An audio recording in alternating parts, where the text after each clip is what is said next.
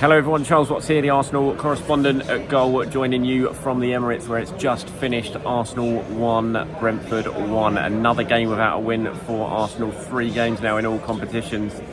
2 of them in the Premier League. Of course, a defeat at Everton last weekend. They really needed a response today. They needed to win ahead of that game against Manchester City, but they haven't managed to do it. 1-1, it's finished. They got in front in the second half. Leandro Trossard coming off the bench to get himself his first Arsenal goal.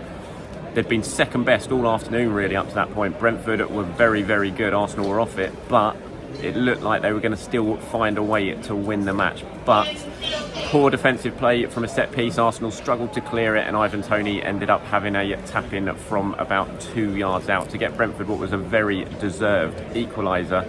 They were the better side here today. Arsenal struggled all afternoon. Brentford was solid defensively. They sat back. They packed the penalty area when Arsenal were in the final third, but when they broke with real threat and danger. Ivan Toney was fantastic all afternoon. In fact, he really should have had a hat-trick because he missed 2 big opportunities. That's the one criticism you can have of Toney today, was his finishing, because every other part of his game was absolutely superb. He caused William Saliba all sorts of problems. So this was the toughest afternoon Saliba's had in the Premier League this season. He's coped very well with most defenders.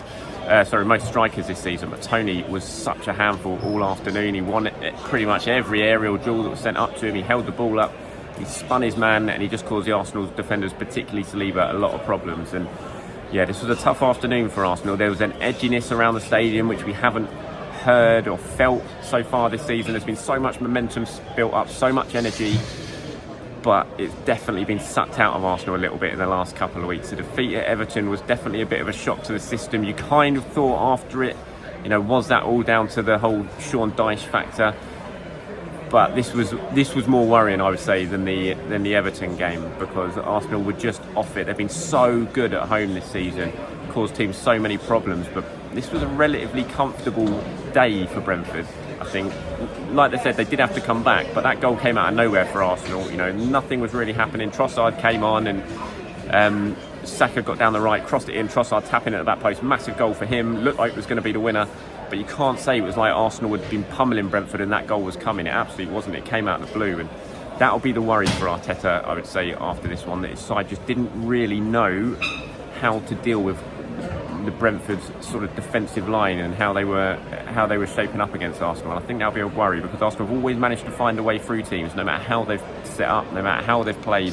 But just the last couple of games, Everton and then today, they've not been able to do it. And with Manchester City to come on Wednesday, which will be a completely different game, Arsenal have a lot more space than they've had in the last fortnight against City, and you would expect they're going to play better as a result because of that. But certainly these last couple of performances will be a worry to Arteta. It was bound to happen at some point this season. You can't continue to play at the level Arsenal are playing at for the whole way through a season. There was always going to be a dip, always going to be a drop-off. It's just a shame it's happened right ahead against that Manchester City game, because they're going to need a big response now in during the next couple of days ahead of that game on Wednesday night. Because City, if they win tomorrow, which you would expect they would, you never know, you can't count for anything in the Premier League, but if they do win tomorrow against Aston Villa, then they're going to be 3 points behind Arsenal going into that game on Wednesday night. Arsenal, of course, will still have a game in hand, but still, a victory for Man City, you'll see them move ahead of Arsenal on Wednesday night on goal difference. So it's going to be a very, very edgy game, and there was just not many good performances. I've just gone through for goals, sort of looking at the winners and losers from the game and the ratings from an Arsenal point of view. There wasn't really any. I thought Trossard certainly looked bright when he came on, and I think this is going to raise questions again. Should Arteta have changed it? I really felt he should have done ahead of this game. I thought this was a perfect opportunity. Martinelli's been off form. Trossard's looked bright whenever he's come on. It just felt like a really good opportunity to give Trossard a start. Arsenal started with the same starting 11 for every single game since the turn of the year, and when that's going well, it's great because it can keep the rhythm going. But right now, when they're clearly struggling a little bit for form and for rhythm, you just felt like this was a good opportunity to change things and to give Trossard a bit of a chance. And he didn't. He went with the same side, and it didn't really pay off, because Martinelli, again, who's been struggling for form for the last few weeks, he struggled again. He kept working hard, but he just never looked like making an impact. As soon as Trossard came on, he got his goal and looked a lot more lively. And it'll be interesting to see what Arteta does on Wednesday night now. Do you make changes against Manchester City? Can you make changes? I'd suggest you would, because you want to play players in form, and Trossard has looked good every time he's come on, and Martinelli's clearly struggling. So we'll wait and see what happens in that one. Anyway, let me go to my player ratings now before I jump downstairs and go and see what Mikel Arteta and maybe one of the two players have got to say about this performance.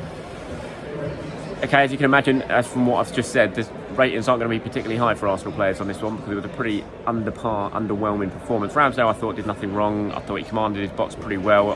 Brentford put so much pressure in with crosses, with set pieces, with long throws, and I thought Ramsdale coped with them relatively well. He was under a lot of pressure with a ball at his feet at times as well, and I thought he did that pretty well under a lot of pressure. So no blame for Ramsdale in this one. I'm going to give Ramsdale a 7. I thought he was one of Arsenal's better players. Ben White looked better than he has done in the last couple of games. I thought it was fairly solid. Ben White, I gave him a 6. Saliba, I went with a 5. It was a really difficult afternoon for Saliba. The one thing to his credit is that he kept on going, but there's no doubt he would have been relieved to hear the full-time whistle because Ivan Toney gave him such a difficult afternoon. So I gave him a 5. I gave Gabriel a 6, who will have been happy that Toney was on Saliba for most of the game rather than him. But he still struggled against the threat of Toney. You know, Brentford played with 2 really strong physical centre forwards, and they caused Arsenal a lot of problems, just as they have a lot of other teams this season. So Gabriel, I gave a 6. Zinchenko was live, he was on the ball a lot. There was a couple of really nice touches from him, but he just couldn't quite prize an opening. I gave Zinchenko a 6. Thomas Partey, I gave 7. I thought Partey looked pretty calm, composed. Pretty solid performance, I thought, from Thomas Partey. He always looked to get the ball forward, which was key under such pressure from Brentford. So I gave him a 7. Xhaka worked hard, but just didn't really happen for Granit in the game. I gave him a 6. Odegaard, again, there was times when you thought he's going to make something happen here, but it just didn't quite happen. I thought Brentford snuffed him out pretty well. They made sure he wasn't given too much space, and whenever he did look to get inside on that left foot, they cut it out pretty well. So Odegaard, I gave a 6. Saka always looked like the person who was probably going to make something happen for Arsenal. We had a couple of good shots either side of half-time, which David Raya saved, and then it was his play for the goal that set up Trossard to make it 1-0, and that was really good. Showed a lot of good strength down the right, and then whipped in a really good ball across the goal, which Trossard finished off. So Saka, I gave a 7. Eddie Nketiah struggled again against 3 massive centre-backs. It was just not the sort of afternoon for Eddie. He really did put a shift in, but it's just not happened for him the last couple of weeks. I think there's going to be a lot of people pointing their fingers towards him, and there's no doubt that Arsenal have missed Gabriel Jesus in these last 2 games against Everton. The way that both Everton and Brentford have set up, Jesus would have caused them an awful lot of problems, a lot more problems than Nketiah. And that's not criticism of Nketiah, that's just the type of player Jesus is. I remember the problems that Jesus caused Brentford in the game earlier in the season, and there's no doubt that they've missed him these last couple of games. It's just his movement, the way to pull defenders out of position. Arsenal could have absolutely done with him. But again, that's not criticism of Nketiah, because you can't really compare the two. They're 2 very different strikers, but it was just a difficult afternoon for Nketiah today. So I gave him a 5, and Martinelli as well. Just a very ineffectual performance from Martinelli. He just couldn't get into the game, and he was replaced after an hour, and I'm not sure he should have started, to be honest. To be fair, as I said earlier, this felt like a game that Mikel Arteta should have made changes in, and he didn't. So Martinelli, I gave a 5. Only 2 subs for Arsenal. Trossard, I gave a 7. He came on, got his goal. Looked for 8 minutes or so that it was going to be a huge moment for him and for Arsenal. It wasn't to be, but it was still, a big. He did what he had to do. He came on and he made an impact. So he got himself a goal. Good positioning to get in the back post, and it wasn't the easiest of finishes. He could have easily gone wrong that finish because of the pace that Saka whipped it in at, but he did it and turned it in. So I gave him a 7, and Vieira came on, made no impact at all. He only got sort of the last 5 minutes, I think it was. Wasted a free kick right in the last minute, which did not go down well with the Arsenal fans sitting around me, I'll put it that way. So I'm not going to give Vieira a mark because he just wasn't on for long enough to make much of an impact. So that's it. It's been a disappointing afternoon at the Emirates. Finished 1-1. All eyes turn to what Manchester City do against Aston Villa now tomorrow. Let me know what you thought of the performance. What are you worried about from this one? Anyone you saw you were positive about? Anything you want to say about the game? Let me know in the comments below. All right, that's it from me from the Emirates. Thanks for watching. It's finished Arsenal 1, Brentford 1.